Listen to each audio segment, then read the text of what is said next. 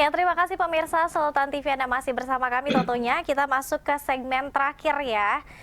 Saya masih ditemani Bapak R. Susali Setiawibowo SSI MSc selaku Badan Pengkajian dan Penerapan Teknologi atau BPPT. Bapak ini sudah banyak sekali yang ikut gabung untuk bertanya di kanal YouTube Sultan TV. Yang pertama saya akan bacakan Pak. Oke, ini ada pertanyaan dari pemirsa. Yang dimaksud dengan gerakan menuju 100 Smart City, langkah awal wujudkan Digital Nation itu maksudnya apa Pak? Silakan. Nah, itu kan sebenarnya dulu kalau nggak salah programnya yang transformasi digital itu yang dicanangkan oleh Pak Jokowi ya. Di mana nanti artinya kan nanti akan membangun sekian ratus smart city. Makanya kan di beberapa kabupaten kota kan sudah mengembangkan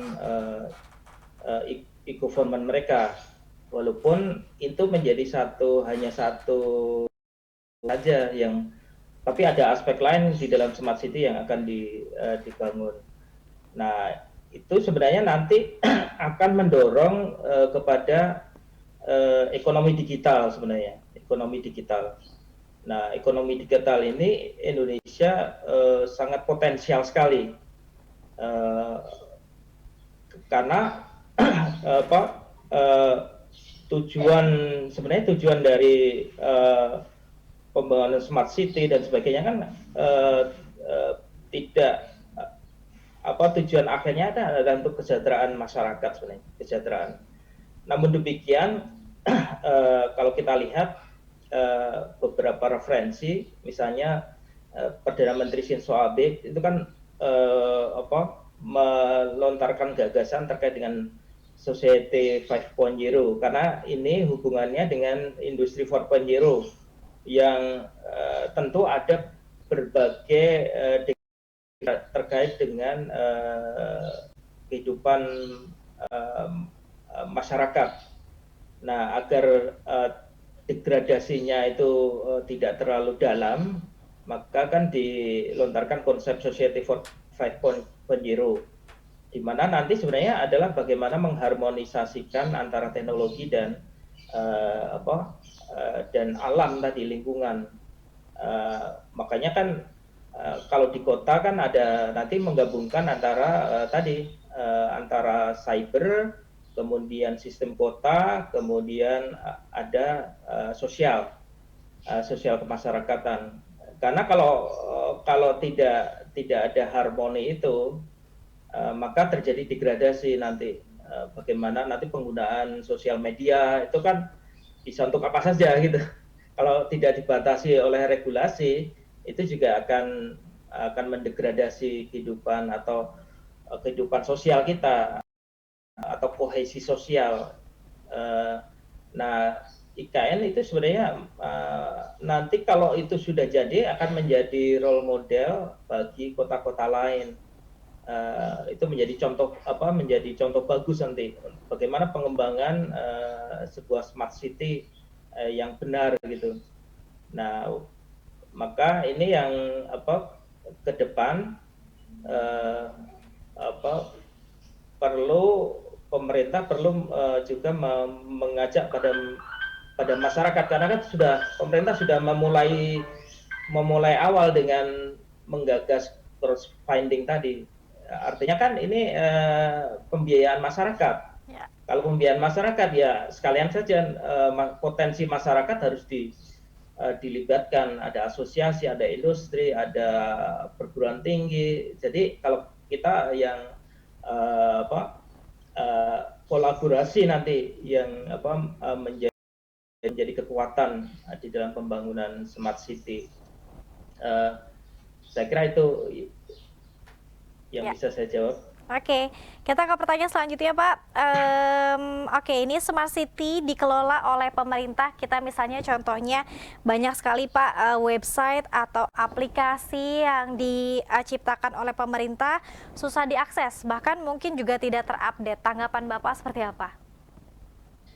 Nah, ini dulu di BPT dulu ada audit namanya audit SPBE. Waktu itu kita sebenarnya di BPT ada satu tim untuk melakukan audit itu. Audit SPBE nanti hubungannya dengan yang e-government. Memang kesulitan yang ada di daerah itu terkait dengan SDM. Bagaimana SDM yang memiliki literasi digital yang kuat itu sangat sedikit, karena untuk menjadi admin di dalam satu web kan tidak mudah, harus memiliki kemampuan atau kompetensi tersendiri. Nah, ini yang di daerah cukup, sehingga tadi yang ketiga tadi untuk smart city itu faktornya SDM tadi salah satunya di samping infrastruktur dan aplikasi dan manajemen sistemnya. Nah, itu harus makanya di dalam transformasi digital itu salah satunya yang diangkat adalah SDM. Walaupun sebenarnya kita bisa karena Indonesia kan ada beberapa yang paling di Apple Academy, kemudian ada beberapa yang yang kursus coding dan sebagainya kan sudah merebak.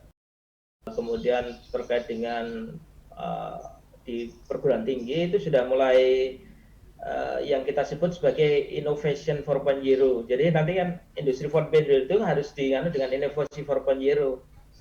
Dan saya sebenarnya sudah membuat satu tools tentang Innovation 4.0 Readiness Index, dan saya memetakan di sekitar 20 perguruan tinggi itu masih menurut saya masih belum memadai. Jadi tingkat kesiapannya masih belum memadai untuk sebagai supply setnya, jadi supply teknologinya. Karena kalau tidak didukung supply teknologinya juga kemudian SDM-nya kan juga yang terjadi tadi sukar mengakses. Nah, ini yang perlu dibenahi. Makanya nanti di IKN Nusantara SDM menjadi sangat penting. Jadi Talenta Competitiveness Index Indonesia itu dibanding Brunei kita kalah. Kita kalah. Ini yang perlu makanya talenta nasional itu menjadi penting, menjadi program penting. Saya kira itu, Bu. Ya, oke. Kita ke pertanyaan terakhir, Bapak. Apa pengaruhnya IKN mengusung konsep Smart City kepada masyarakat di luar IKN atau mungkin daerah lain yang ada di Indonesia? Menjadi sangat penting. Karena pertama kita lihat aja semasa pandemi kita bisa dengan pandemi kita dipaksa untuk secara online, semua secara online. Sehingga dengan adanya smart city itu yang pertama untuk daerah-daerah lain itu menjadi mendekatkan. Jadi sekarang kan tidak ada jarak, ruang dan waktu itu kan tidak berjarak lagi kita.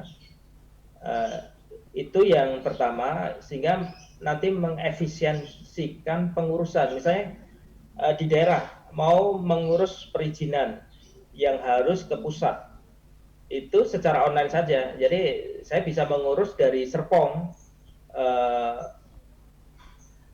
Saya tidak harus ke Kalimantan Timur, ke Nusantara misalnya. Itu bisa. Kemudian bagi masyarakat yang di sekitarnya itu akan dimudahkan juga nanti terkait dengan fasilitas-fasilitas, misalnya terkait dengan smart living. Nah, ini bagaimana nanti akan sehingga nyaman tinggal di satu wilayah tertentu. Nah, ini yang kan nanti berbasis big data sebenarnya. Big data ini yang walaupun kita punya BSSN ya yang terkait dengan cyber, itu menjadi penting nanti bagaimana mengamankan big data kita yang besar ini, karena ini potensi. Kalau di startup kan big data menjadi penting. Big data, misalnya kayak Grab, kemudian Gojek kan, mereka yang punya nilai gitu, yang big datanya itu sebenarnya big data. Kayak Google itu big datanya tadi yang punya nilai sebenarnya. Kalau kita lakukan valuasi terhadap perusahaan tadi, saya kira itu. Ya, baik, terima kasih banyak Pak Susalit sudah membersamai kita di pagi hari ini, sudah berkesempatan hadir Bapak. Ini pembahasannya masih cukup panjang ya Pak ya, kalau misalnya kita kupas tuntas terkait dengan Smart City di IKN. Semoga nanti di sesi selanjutnya bisa kita sambung kembali Bapak untuk pembicaraan kita hari ini. Terakhir Pak, apa yang ingin disampaikan kepada masyarakat dan juga pemirsa Sultan TV, silakan. Ya, baik. Bagi masyarakat, kita sambut crowdfunding yang dicanangkan pemerintah, karena ini IKN ini adalah nanti menjadi ikon kita. Kemudian yang bagi pemerintah, segera kelembagaan BRIN itu harus diselesaikan. Kemudian harus kembali ke konsep awalnya, tidak melebur menjadi seperti sekarang, tapi pertahankan LPNK yang sekarang ini, karena itu menjadi kekuatan. Kemudian kembalikan kementerian itu ke kementerian. Kita sinerginya lebih kepada sinergi program. Karena kalau sekarang disatukan itu menjadi organisasi yang raksasa benar itu. Raksasa benar. Nah, kalau organisasi yang seperti itu biasanya adalah lambat dan cost center. Pak Jokowi justru mengharapkan BRIN itu bisa menghilirisasikan hasil riset pengembangan menjadi satu teknologi yang bermanfaat. Salah satunya adalah bagaimana membantu mendukung pembangunan IKN, terutama yang nanti di Smart City tadi. Menurut saya harus segera, jangan menunggu-nunggu, jangan kerusakan itu menjadi masif. Saya kira itu Bu yang bisa saya sampaikan. Terima kasih. Baik, terima kasih sekali lagi Bapak Wibowo SSI MSC selaku tim ahli Badan Pengkajian dan juga Penerapan Teknologi atau BPPT. Kita berharap bersama pemirsa bahwa konsep Smart City di IKN Nusantara dapat terwujud dan juga ini bisa memberikan kehidupan yang lebih baik, menjadi contoh kota di Indonesia untuk kemudian dicontoh dan juga bisa memberikan ikon peradaban Indonesia maupun di kancah dunia. Sekali lagi terima kasih pemirsa, dan tentunya pemirsa nanti akan ada perubahan jadwal untuk tayangan Bijak hari ini selama bulan suci Ramadan. Kita akan tayang di jam 13.00 waktu Indonesia Barat. Terima kasih atas kebersamaan Anda. Wassalamualaikum warahmatullahi wabarakatuh. Waalaikumsalam warahmatullahi wabarakatuh.